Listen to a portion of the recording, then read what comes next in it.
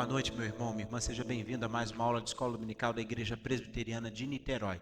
E nessa noite eu quero convidar você a, junto comigo, cantar o hino de número 49 do Inário Novo Cântico, sempre vencendo, muito vitorioso, Cristo Jesus, o Senhor.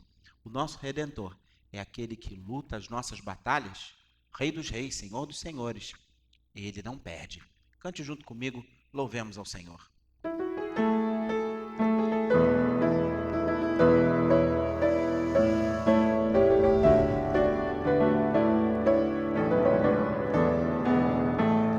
Sempre vencendo, muito vitorioso, Cristo Jesus, o Senhor.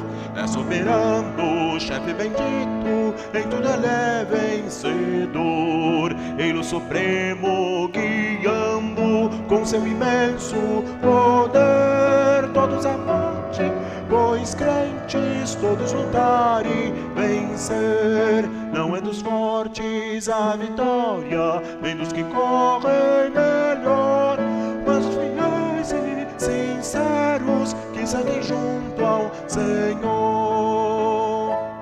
Sempre vencendo, muito vitorioso, Cristo Jesus, o Senhor. Em suas hostes inumeráveis, seu grande império e fulgor.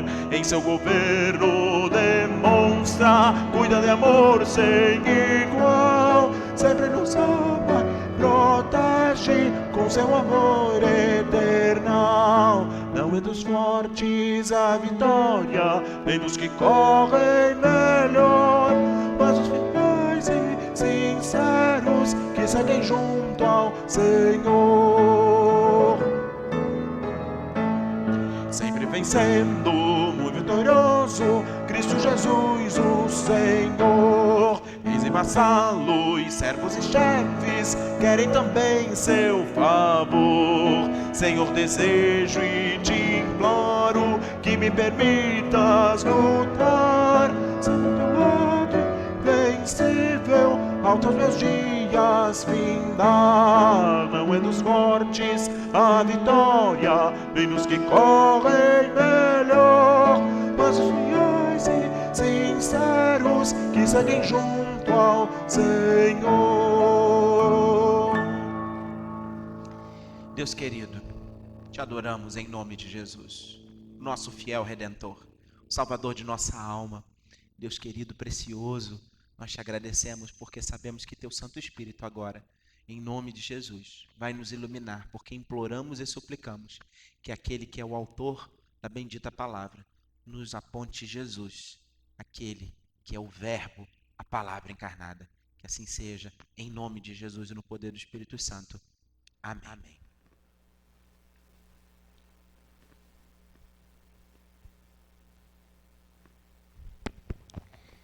Irmãos queridos, com muita alegria, nós damos início ao terceiro módulo, a terceira parte desses nossos estudos doutrinários que começamos no início deste ano.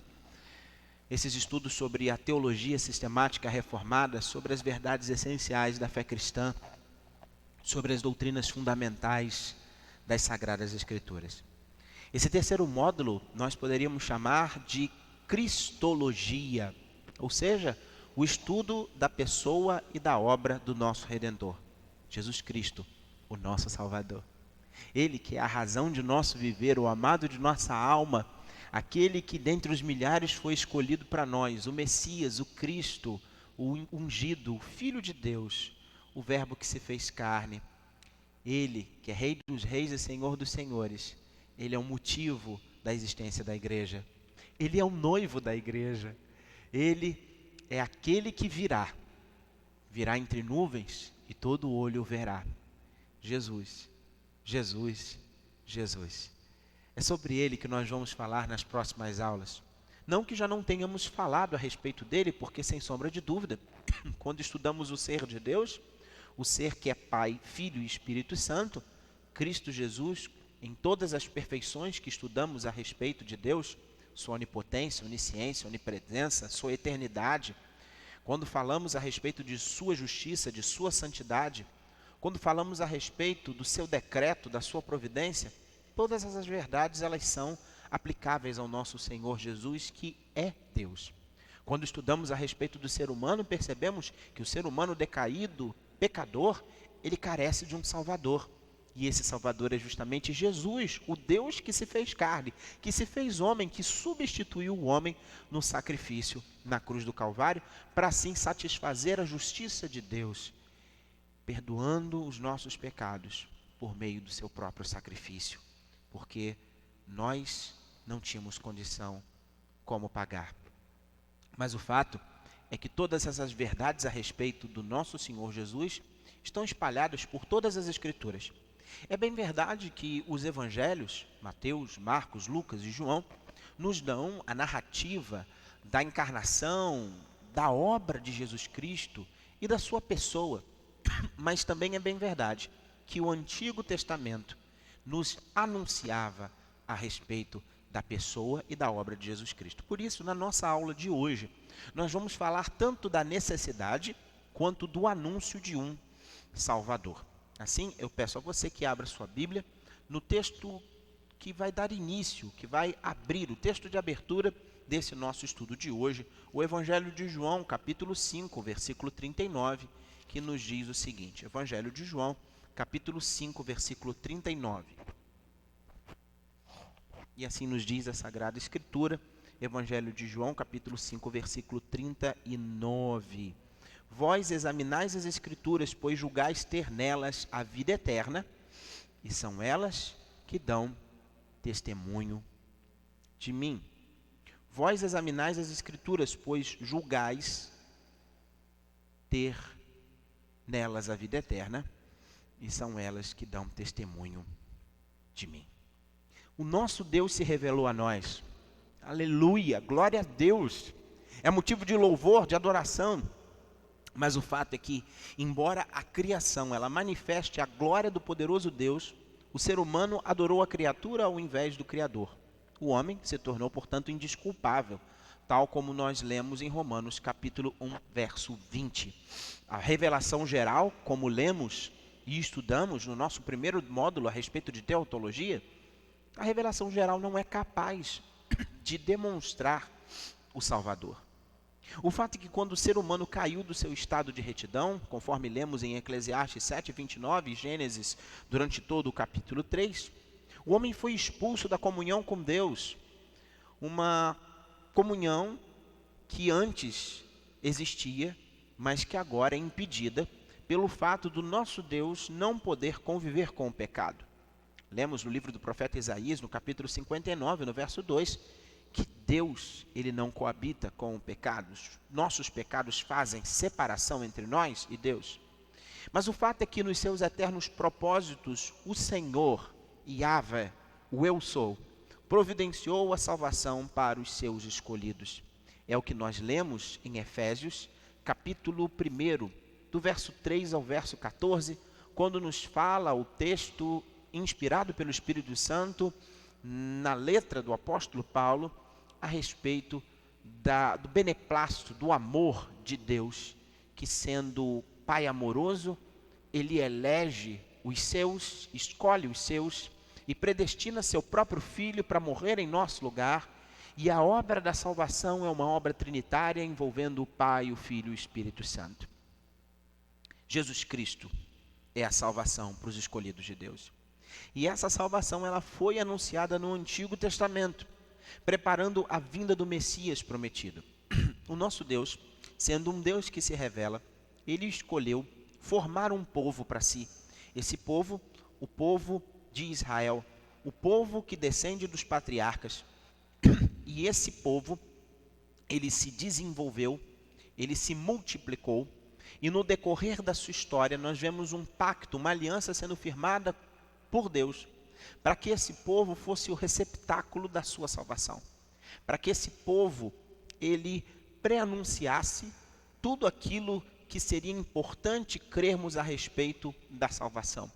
Então, no Antigo Testamento, quando lemos a respeito da lei que é entregue ao povo de Israel, das ordenanças que são dadas, de todo o cerimonial, e de tudo aquilo que é realizado no desenvolvimento posterior, quando o povo entra na terra prometida e se torna uma nação, primeiramente com juízes e depois debaixo da monarquia, nós vemos Deus usar todos os fatos históricos para encaminhar a vinda do Messias e para fazer com que no futuro as pessoas olhassem para trás e entendessem à luz dos acontecimentos revelados na pessoa e na obra de Jesus Cristo esses anúncios feitos anteriormente.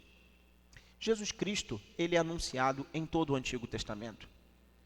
E na aula de hoje, no estudo de hoje, nós selecionamos algumas partes, alguns trechos, em que nós vemos de forma muito bonita, muito significativa, o anúncio do Salvador. Jesus ele foi anunciado no Jardim do Éden.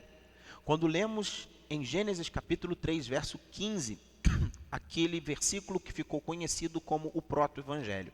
Se você abrir a sua Bíblia, no livro do Gênesis, no capítulo 3, no versículo 15, você lerá o seguinte: porém, inimizade entre ti e a mulher, entre a tua descendência e a descendência dela.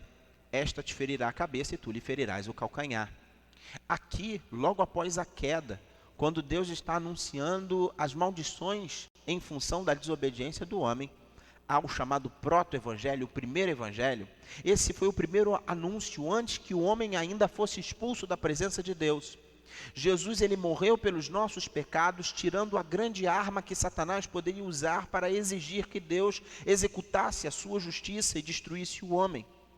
O inimigo nada pode fazer para arrebatar para si os filhos de Deus.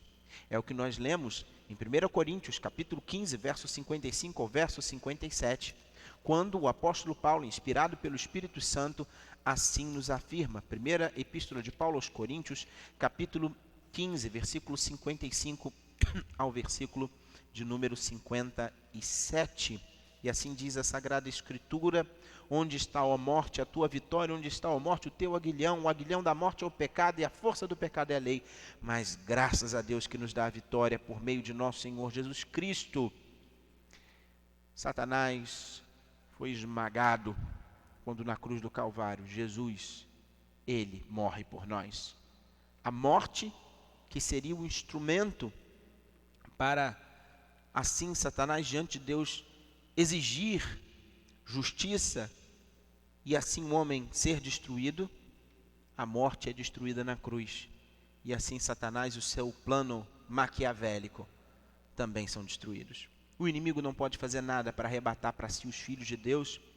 O Evangelho de João, no capítulo 10, no versículo 28, assim vai nos dizer, assim vai nos falar. João, capítulo 10, verso 28, dou-lhes a vida eterna e jamais perecerão, e ninguém as arrancará da minha mão. O fato é que lá no Gênesis nós temos o anúncio de que Jesus até seria ferido, o descendente da mulher seria ferido no calcanhar, uma ferida não de morte, mas a cabeça da serpente seria esmagada. Jesus morreu pelos nossos pecados, queridos, libertando-nos do poder do pecar, conforme nós lemos em Efésios, capítulo 2, do verso 1 a 10, e em Gálatas, capítulo 1, verso 4. Em Cristo Jesus nós somos verdadeiramente livres, e como libertos em Cristo Jesus, nós fomos libertos para fazer a vontade de Deus, conforme nós somos orientados em Gálatas, capítulo 2, do verso 19 ao verso 20, e Gálatas, capítulo 5, verso 21. Mas Jesus não foi anunciado somente lá no Jardim do Éden, em Gênesis capítulo 3:15. Quando nós lemos o texto de Gênesis capítulo 22, do verso 1 a 14, nós também vemos um anúncio a respeito de Jesus. E essa história, uma história muito bonita, é a que eu passo a contar, lendo o texto de Gênesis capítulo 22, do verso 1 ao verso 14. Peço a você que abra sua Bíblia e leia junto comigo.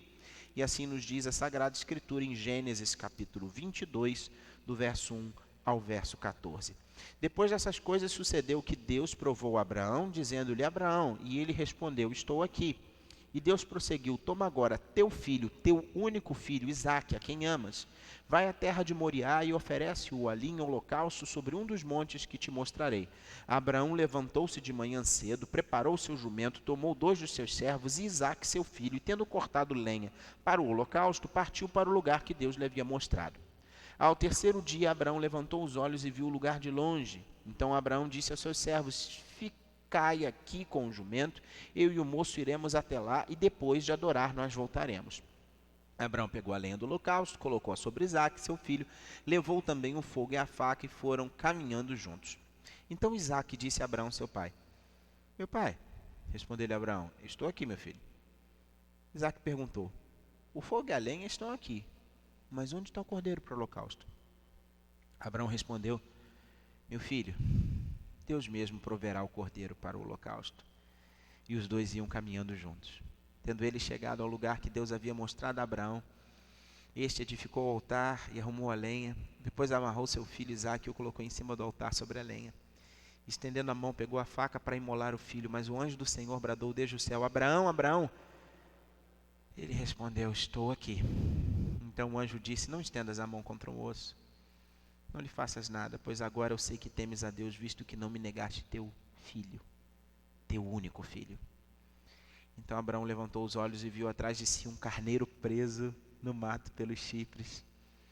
Abraão foi, pegou o carneiro e ofereceu em holocausto no lugar de seu filho. Por isso Abraão chamou aquele lugar Jeová Jirê, pelo que se diz até o dia de hoje: no monte do Senhor se proverá. Nós podemos ver algumas semelhanças importantes com a cena descrita no texto que acabamos de ler e a entrega do nosso Senhor Jesus. O completo desprendimento de Abraão nos lembra a atitude do próprio Deus entregando seu Filho único e amado.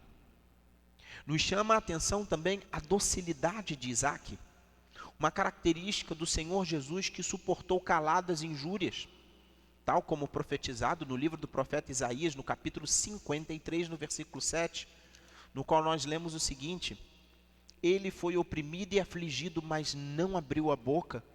Como um cordeiro que é levado ao matadouro e como ovelha muda diante dos seus tosqueadores, ele não abriu a boca. E quando nós lemos os evangelhos, nós lemos que o nosso Senhor Jesus, várias vezes ameaçado, esbofeteado, cuspido, xingado, ele não respondeu, ele ficou calado. O livro do apóstolo Pedro, a epístola de Pedro, a primeira epístola no capítulo 2, primeira epístola de Pedro no capítulo 2, versículo 23, diz o seguinte: ao ser insultado, verso 22 e 23, ele não cometeu pecado, nem engano foi achado na sua boca. Ao ser insultado, não retribuía o insulto quando sofria, não ameaçava, mas entregava-se àquele que julga com justiça. Isaque, ele carregava a lenha do seu próprio sacrifício, como Jesus carregou sua cruz. Abraão seria o executor de seu próprio filho, e como bem sabemos, Jesus foi entregue por Judas e crucificado pelas autoridades romanas. Mas tudo isso de acordo com um determinado desígnio e presciência de Deus. A autoridade dada ao Sinédrio para o julgamento e depois a autoridade romana a Pôncio Pilatos era uma autoridade dada por Deus. Lembre-se que Jesus, ao responder Pilatos, fala: você não teria nenhuma autoridade sobre mim se do céu não tivesse lhe sido dada. Atos capítulo 2, verso 23 e Atos capítulo 4, verso 28 nos testificam que tudo aconteceu conforme desígnio e presciência de Deus. Assim como um cordeiro foi providenciado para substituir Isaque, um cordeiro foi providenciado para substituir todos os crentes, todos os que esperam e creem que o Senhor provê a salvação, porque Jesus é o Cordeiro de Deus que tira o pecado do mundo. Jesus é o Cordeiro que foi morto sobre o monte do Calvário e que foi perfeitamente tipificado no Cordeiro que substituiu Isaque. Irmãos, devemos nos render ao grande amor de Deus que entregou o seu próprio Filho, e precisamos imitar nas nossas vidas a docilidade do Senhor Jesus Cristo, amando como Ele amou. Nós precisamos e devemos ter fé, assim como Abraão, e agradar a Deus, porque o nosso Senhor é aquele que pode, e quando exercemos a nossa fé, Ele nos responde providenciando tudo o que nos é necessário no tempo certo. O Evangelho de João, no capítulo 15, do verso 12 ao verso 14, nos ensinam sobre a necessidade de amar aos nossos irmãos como o próprio Senhor Jesus nos amou. E Hebreus capítulo 11, do verso 17 ao verso 19, nos fala sobre a necessidade de ter fé como Abraão teve fé. Jesus foi anunciado no proto-evangelho, em Gênesis capítulo 3, verso 15, ainda lá no Éden. Jesus foi anunciado no Monte Moriá, nessa linda história de experiência de Abraão. Jesus também foi anunciado no Cordeiro Pascal. Se você abrir a sua Bíblia no livro do Êxodo, no capítulo 12, você vai ver esse anúncio. Livro do Êxodo, no capítulo 12, verso 1 ao verso 28, diz assim a Sagrada Escritura: o Senhor falou a Moisés e a Arão na terra do Egito: este mês será para vós o princípio dos meses, será o primeiro mês do ano. Dizei a toda a comunidade de Israel: no 10º dia deste mês, cada um tomará para si um cordeiro, conforme a família dos pais, um cordeiro para cada família. Mas se a família for pequena demais para um cordeiro, deverá comê-lo com um vizinho mais próximo da sua casa, conforme o número de pessoas. Calculareis o cordeiro conforme a porção adequada para cada um. O animal será um macho de 1 ano sem defeito. Podereis tomar um cordeiro ou um cabrito, e o guardareis até o 14º dia deste mês. Então, reunida toda a comunidade de Israel, matará ao entardecer. Depois pegarão um pouco do sangue e colocarão nas batentes e na viga da porta, nas casas em que tomarem a refeição. E naquela noite comerão a carne assada no fogo com pães sem fermento. Sim, a comerão com ervas amargas. Não comereis cru, nem cozido em água, nem assado no forno junto com a cabeça, as pernas e as vísceras. Não deverá sobrar nada para a manhã seguinte. O que sobrar até de manhã deverá ser queimado no fogo. E vós o comereis assim, com vossos cintos na cintura, vossos sapatos nos pés, vosso cajado na mão, e o comereis às pressas. Esta é a Páscoa do Senhor. Porque naquela noite passarei pela terra do Egito e ferirei de morte todos os primogênitos na terra do Egito, tanto dos homens como dos animais. E executarei juízo sobre todos os deuses do Egito. Eu sou o Senhor. Mas o sangue servirá de sinal nas casas em que estiverdes. Se eu vir o sangue, passarei adiante e não haverá praga entre vós para vos destruir quando eu ferir a terra do Egito. E este dia será um memorial. Vós o celebrareis como uma festa ao Senhor e como estatuto perpétuo através de todas as vossas gerações. Comereis pães sem fermento durante 7 dias. Logo no primeiro dia tirareis o fermento das vossas casas, pois quem comer pão fermentado entre o primeiro e o 7º dia será exterminado de Israel. No primeiro e no 7º dia haverá uma santa convocação, e nesses dias não se fará nenhum trabalho, a não ser a preparação da comida de cada um. Podereis fazer apenas isso. Portanto, celebrareis a festa dos pães sem fermento, porque neste mesmo dia tirei vossos agrupamentos da terra do Egito. Por isso guardareis este dia através de todas as vossas gerações como estatuto perpétuo. Comereis pães sem fermento desde o entardecer do dia 14 do primeiro mês até o entardecer do dia 21. Não haja fermento algum nas vossas casas durante 7 dias, pois quem comer pão fermentado será exterminado da comunidade de Israel, tanto peregrino como natural da terra. Não comereis nada fermentado em todas as vossas habitações, comereis pão sem fermento. Então Moisés chamou todos os anciãos de Israel e disse-lhes: ide, escolhei os cordeiros segundo as vossas famílias e sacrificai a Páscoa. Pegareis um ramo de sopo, o embebereis de sangue que estiver na bacia e marcareis com eles a viga da porta e os 2 batentes, mas nenhum de vós sairá da porta de casa até o amanhecer. Porque o Senhor passará para ferir de morte os egípcios, e quando vir o sangue na viga da porta e nos batentes, seguirá adiante e não deixará o destruidor entrar em vossas casas para vos ferir. Observareis isto como estatuto perpétuo para vós e para vossos filhos. Quando tiverdes entrado na terra que o Senhor prometeu vos dar, guardareis este ritual. E quando vossos filhos vos perguntarem: que significa este ritual? Respondereis: este é o sacrifício da Páscoa do Senhor, que passou sobre as casas dos israelitas no Egito, quando feriu de morte os egípcios e livrou as nossas casas. Então o povo inclinou-se e adorou. E os israelitas saíram e fizeram conforme o Senhor havia ordenado a Moisés e Arão. O texto que nós lemos nos fala a respeito da 10ª praga sendo anunciada. O verso 29 em diante vai nos falar sobre a manifestação da justiça divina sobre o povo egípcio através da 10ª praga. Ao mesmo tempo que foi uma manifestação da justiça de Deus sobre o povo egípcio, foi uma manifestação de salvação ao povo de Israel. O fato é que esse texto nos fala a respeito de um cordeiro sem defeito, sem mácula, que é imolado como sacrifício, e o sangue dele é colocado nas portas das casas daqueles que seriam salvos. Jesus é o nosso Cordeiro Pascal, sem defeito, sem pecado, que foi imolado como sacrifício expiatório. É o que nós lemos em 1 Coríntios capítulo 5, verso 7, por exemplo. 1 Coríntios capítulo 5, verso 7, nós lemos o apóstolo Paulo nos ensinando o seguinte: removei o fermento velho para que sejais massa nova sem fermento, assim como de fato sois, porque Cristo, nosso Cordeiro da Páscoa, já foi sacrificado. A primeira epístola do apóstolo Pedro, no capítulo 2, versículo 22, também nos explica essa referência veterotestamentária, essa referência do Antigo Testamento. 1 Pedro 2, 22. Ele não cometeu pecado nem engano algum foi achado na sua boca. Ao ser insultado, não retribuía insulto, quando sofria, não ameaçava, mas entregava-se àquele que julga com justiça. E segue o texto: ele mesmo levou nossos pecados em seu corpo sobre o madeiro, para que, mortos para os pecados, pudéssemos viver para a justiça. Pelas suas feridas fostes sarados.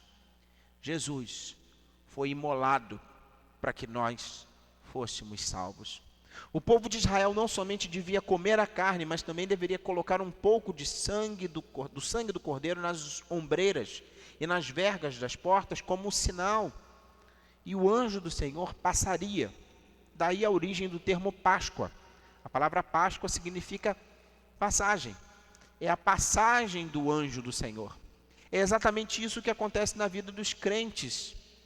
Nós somos salvos porque nós não somos mais justos do que os outros, mas porque o sangue de Jesus foi derramado sobre nós.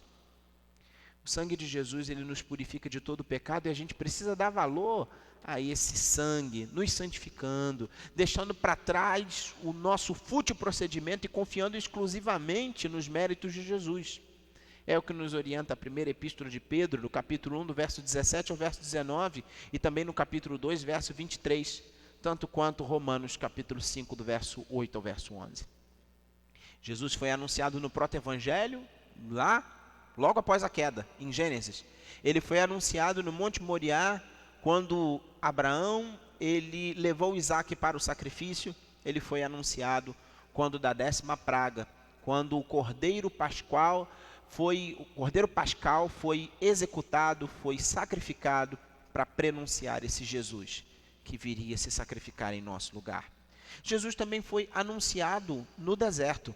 Esse povo que foi liberto do cativeiro do Egito, naquela noite, quando o anjo do Senhor passou e os primogênitos dos egípcios foram mortos, Faraó finalmente deixou que o povo fosse adorar ao Senhor no monte que havia sido designado para que isso acontecesse.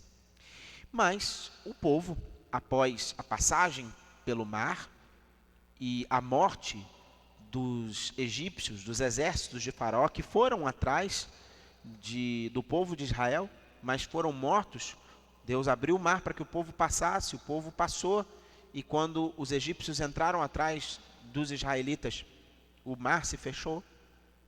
E assim o povo começa uma peregrinação que dura cerca de 40 anos. E durante 40 anos o povo peregrina no deserto, rumo à terra prometida. E no deserto, diversas experiências desse povo com Deus anunciam a vinda do Redentor. Jesus foi anunciado no maná.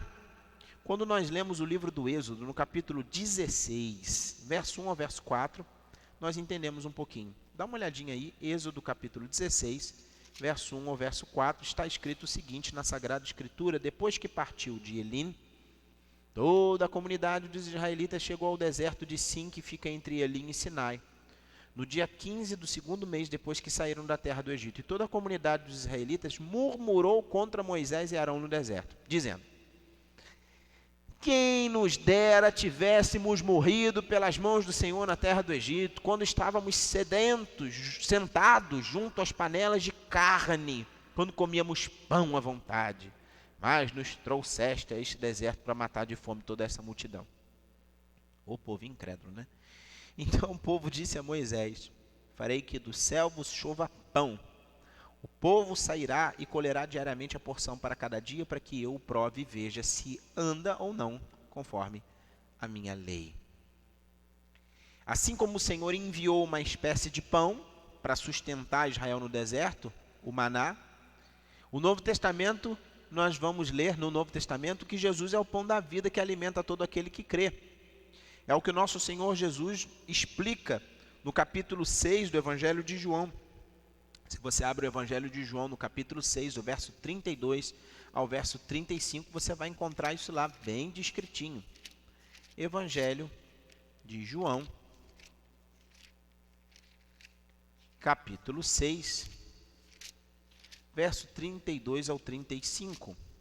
E diz assim: Jesus lhe respondeu, em verdade vos digo, não foi Moisés quem vos deu o pão do céu, mas meu Pai é quem vos dá o verdadeiro pão do céu. Porque o pão de Deus é aquele que desce do céu e dá vida ao mundo. E disseram-lhe, Senhor, dá-nos sempre desse pão. Verso 35. E Jesus lhes declarou, eu sou o pão da vida. Quem vem a mim jamais terá fome, quem crê em mim jamais terá sede.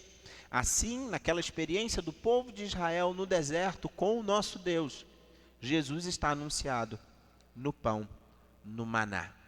Mas não somente nessa cena. Quando você abre a sua Bíblia, no livro de Números, no capítulo 20, você vai ler o nosso Senhor Jesus sendo anunciado na rocha.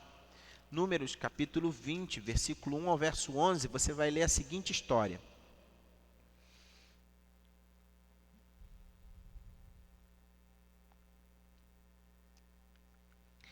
Toda a comunidade dos israelitas chegou ao deserto de Zim no primeiro mês. O povo habitou em Cádiz, onde Miriam morreu e foi sepultada. Como não havia água para o povo, eles se ajuntaram contra Moisés e Arão. E o povo desentendeu-se com Moisés, dizendo, quem nos dera tivéssemos morrido quando nossos irmãos morreram diante do Senhor. Por que trouxeste a comunidade do Senhor a este deserto? Para morrermos aqui como os animais, os nossos animais? Por que nos fizeste sair do Egito para nos trazer a este lugar horrível, lugar que não há semente, nem figos, nem vinhas, nem romães, nem mesmo água para beber? Então Moisés e Arão afastaram-se da assembleia e foram até a entrada da tenda da revelação e prostraram-se com o rosto em terra, e a glória do Senhor lhes apareceu. E o Senhor disse a Moisés, pega a vara, reúne a comunidade, tu e teu irmão Arão, falareis a rocha diante do povo, para que ela dê as suas águas. Tirarás água da rocha e darás de beber à comunidade e aos seus animais. Então, Moisés pegou a vara de diante do Senhor, conforme este lhe havia ordenado.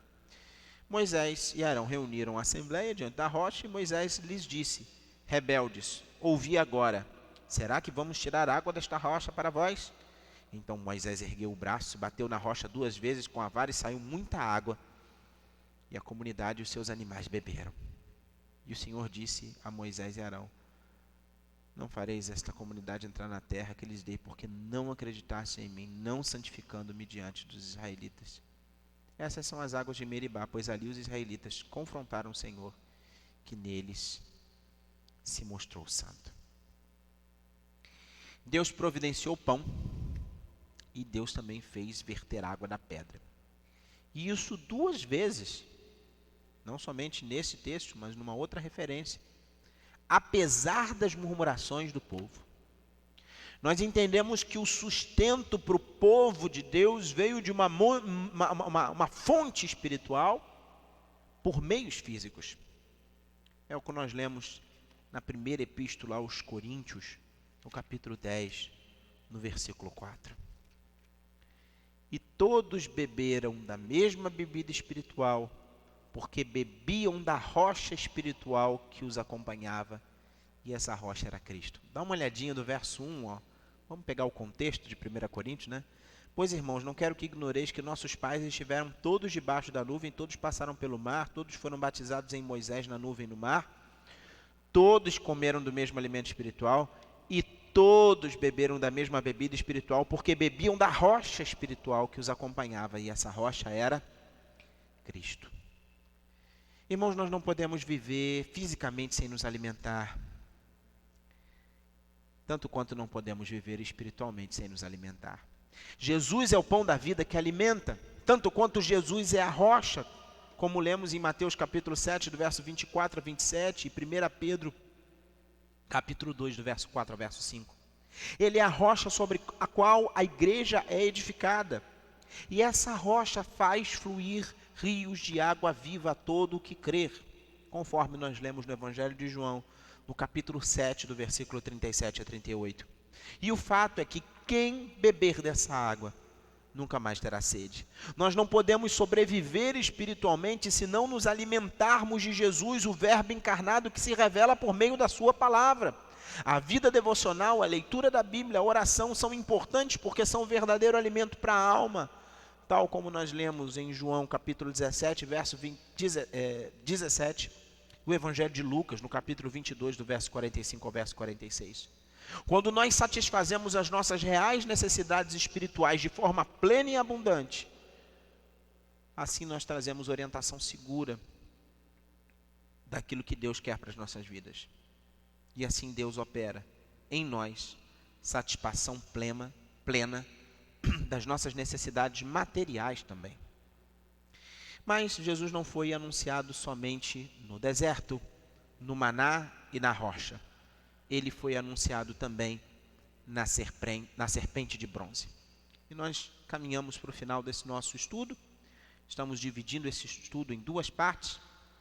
Nessa primeira lição, nós estamos estudando sobre a necessidade e o anúncio do Salvador.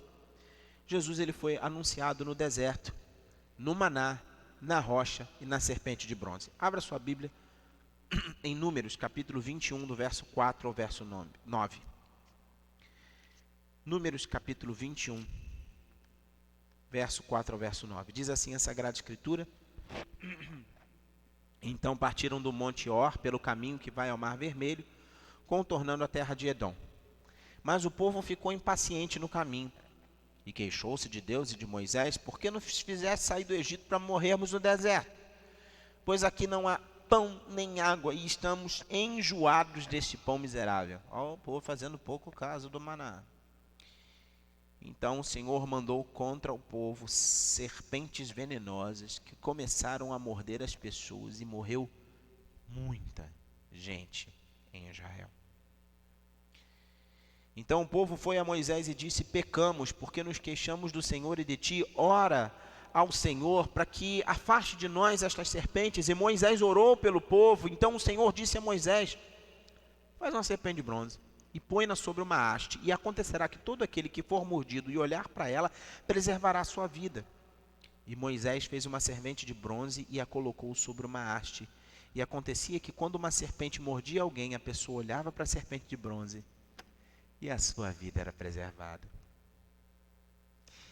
No texto que lemos, vemos um povo que peca e é punido com serpentes abrasadoras.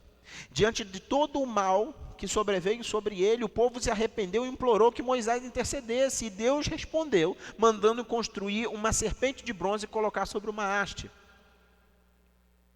Agora, quando nós lemos Números 21, verso 9, e Moisés fez uma serpente de bronze e a colocou sobre uma haste, e acontecia que quando uma serpente mordia alguém, a pessoa olhava para a serpente de bronze e sua vida era preservada. Pegou? Números 21, verso 9. Agora vai no Evangelho de João, no capítulo 3. Evangelho de João, capítulo 3. Essa é a conversa do nosso Senhor Jesus com Nicodemos. Evangelho de João, capítulo 3. Dá uma olhadinha comigo. Olha só o que você vai ler lá no capítulo 3, versículo 14 e no versículo 15. Todo mundo lembra de João 3,16, né? Mas às vezes a gente não lembra do contexto. Olha só o que está escrito em João, capítulo 3, versículo 14, versículo 15.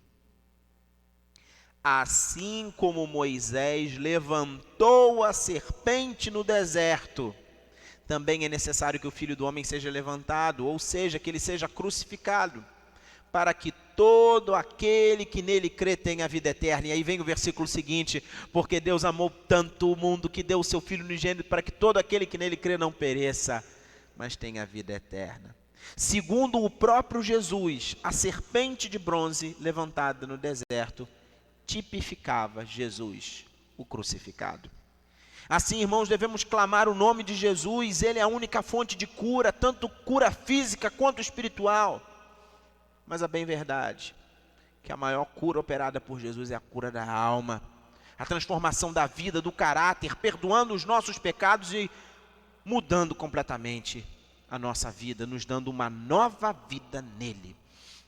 Nas tribulações da vida, conforme nos ensina o autor de Hebreus, no capítulo 12, do verso 1 ao verso 3, devemos olhar fixamente para o autor e consumador da nossa fé, Jesus Cristo, o nosso Salvador. Queridos irmãos, na nossa aula de hoje, estudamos sobre a necessidade, principalmente sobre o anúncio de um Salvador.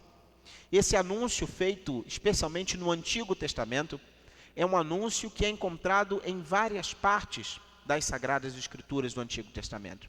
Mas hoje falamos de forma específica do anúncio de Jesus no Jardim do Éden, no chamado proto-evangelho, quando logo após o pecado, Deus anuncia que vai enviar um Salvador, dizendo que o descendente da mulher iria esmagar a cabeça da serpente. Vimos Jesus sendo anunciado no Monte Moriá, na experiência de Abraão entregando o seu único filho, Isaque, assim como Jesus, o Filho unigênito de Deus, é entregue em nosso lugar. Vimos também Jesus sendo anunciado no Cordeiro Pascal, tal como descrito no livro do Êxodo, no capítulo 12, do verso 1 ao verso 28. Jesus é o Cordeiro de Deus que tira o pecado do mundo, e assim como no Antigo Testamento, ali foi orientado o povo que sacrificasse um cordeiro e o sangue fosse colocado nas portas, para que quando o anjo do Senhor viesse passando com o seu julgamento, aqueles que tivessem fé e tivessem colocado o sangue do cordeiro, aqueles que estavam debaixo do sangue do cordeiro, esses não fossem tomados pelo juízo de Deus. Assim todo aquele que lava as suas vestes no sangue de Jesus, ele não sofre dano. Vimos Jesus sendo anunciado no deserto, anunciado no maná, no pão que caiu do céu, porque Jesus é o pão da vida. Nós vimos Jesus sendo anunciado na rocha, porque quando Moisés, por ordem de Deus, fala a rocha e da rocha sai água, Jesus, que é a rocha eterna, a rocha viva, Jesus, ele é fonte de água da vida.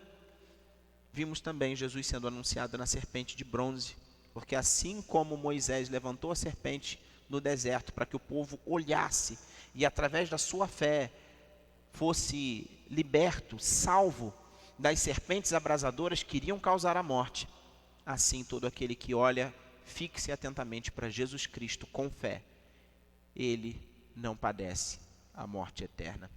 Assim, irmãos queridos, aprendemos sobre esse Jesus que é anunciado no Antigo Testamento. O Antigo Testamento apontava para a vinda do Messias, para a obra do Messias, para a pessoa e para a obra de Jesus Cristo, o nosso Salvador. No próximo estudo, nós daremos continuidade a essa apresentação dos anúncios de Jesus. E não somente isso, nós vamos entender um pouco mais sobre o porquê era necessário a vinda de Jesus, a sua encarnação, por que precisamos de um Salvador. Que Deus muito nos abençoe.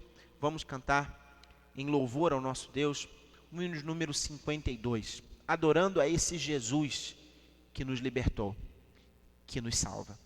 Esse Jesus que é digno de toda a honra, toda a glória e todo o louvor.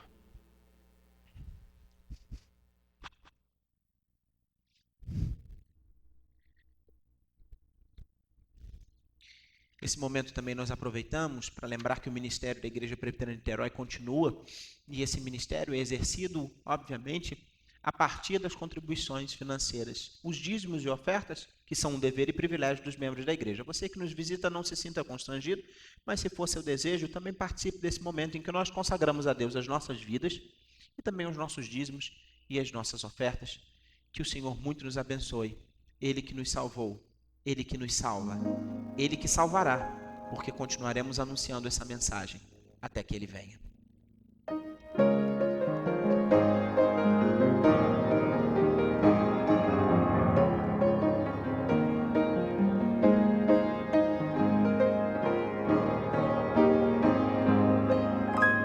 Saudai o nome de Jesus, arcanjos adorai, arcanjos adorai ao Rei, e se humilhou na cruz, oh glória, glória, glória, glória, com glória coroai. geração, de Deus eterno Pai, de Deus eterno Pai, ao grande autor da salvação. Glória, glória, glória, glória, com glória coroai, remidos todos com fervor, louvores entoai, louvores entoai, ao que na morte é vencedor, com glória, glória, glória, glória, com glória coroai. Ó raças, povos e nações, ao Rei divino honrai, ao Rei divino honrai, a quem quebrou os vis grilhões, com glória,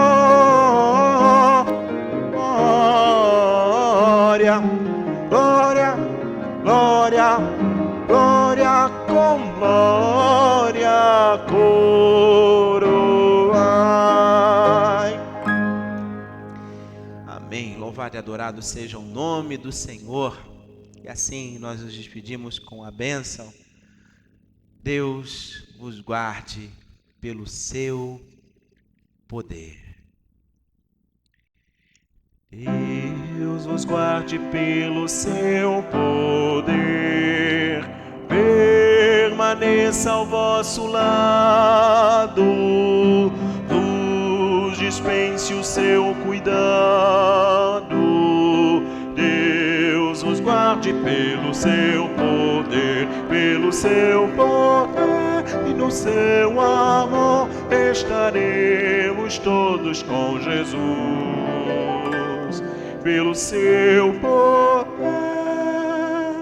e no seu amor, oh, que Deus nos guarde em sua luz.